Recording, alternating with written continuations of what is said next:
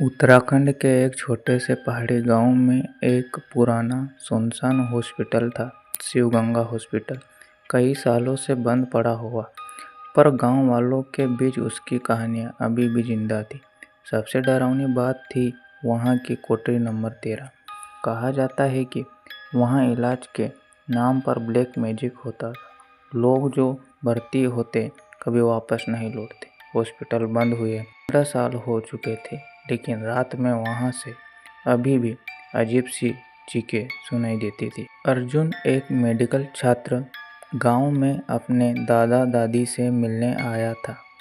उसने कोठरी नंबर 13 की कहानियां सुनी और उसकी वैज्ञानिक सोच ने उसे वहां जाने को मजबूर कर दिया। भूत वूत कुछ नहीं होता, अर्जुन ने कहा, और अगली रात अपने कैमरे और टॉर्च के साथ शिवगंगा हॉस्पिटल की तरफ निकल पड़ा। हॉस्पिटल के दरवाजे जंग खाए थे, पर खुल गए। अंदर घना अंधेरा था। हर कदम पर पुराने स्ट्रेचर, टूटी खिड़कियां और खून के धब्बे थे। अर्जुन धीरे धीरे चलता हुआ कोठरी नंबर 13 तक पहुंचा। दरवाजा खुला था। अंदर एक पुराना ऑपरेशन टेबल, दीवारों पर तंत्र मंत्र के चिन्ह और फर्श पर जली हुई हड्डियां थी। अर्जुन जैसे ही कमरे में घुसा, दरवाजा अपने आप बंद हो गया।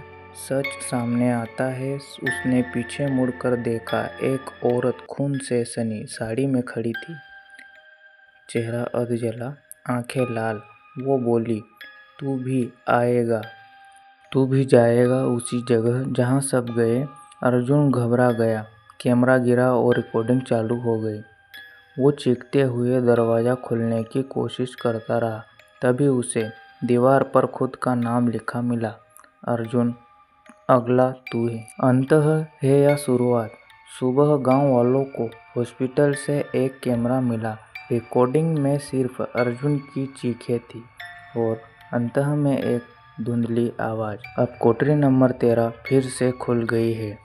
गांव वालों ने अर्जुन के कैमरे को जब देखा तो डर से उनकी रूह कांप गई।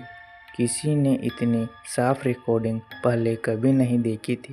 हर चीख, हर परछाई और वो औरत, सब कुछ जैसे जीवित हो।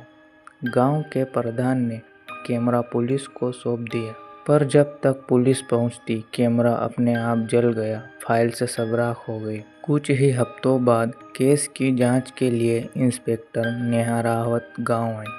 वह एक कड़क और नास्तिक महिला थी जो सिर्फ सबूत पर विश्वास रखती थी। नेहा ने हॉस्पिटल के इतिहास को खंगालना शुरू किया। नेहा के सामने एक पुराना सच सामने आया। शिवगंगा हॉस्पिटल में 1995 में एक डॉक्टर सविता चौधरी काम करती थी। वह एक प्रतिभाशाली सर्जन थी, लेकिन उसे अंधविश्वास और ब्लैक मैजिक में भी गहरी रुचि थी। एक दिन ऑपरेशन के दौरान एक बच्चा मर गया और गांव वालों ने उस पर जादू टोने का आरोप लगाया। भीड़ ने हॉस्पिटल में आग लगा दी और सविता उसी कोठरी नंबर 13 में जिंदा जल गई। नेहा ने हॉस्पिटल जाने का सोचा। वह वहां जाकर सच सामने लाएगी। रात के 2 बजे वह अकेले हॉस्टल में घुसी। कैमरा के अंदर सन्नाटा था, पर वातावरण भारी था, जैसे कोई उसकी हर हरकत देख रहा हो।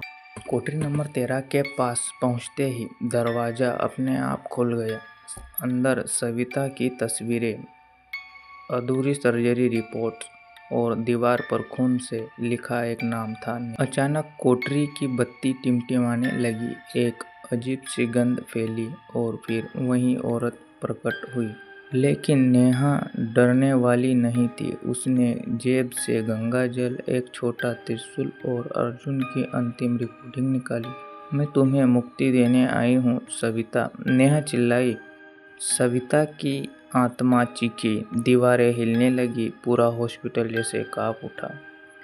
नेहा ने कैमरा रिकॉर्डिंग ऑन कर दी और रिकॉर्डिंग में अर्जुन की अंतिम इच्छा दोहराई। कोठरी नंबर 13 अब फिर से खुल गई है। ये वाक्य सुनते ही सविता की आत्मा में कुछ टूटा। एक भयानक चीख के साथ आत्मा गायब हो गई। कोठरी का दरवाजा खुल गया। क्या ये अंत था? नेहा बाहर आ गई। यह कहानी काल्पनिक है।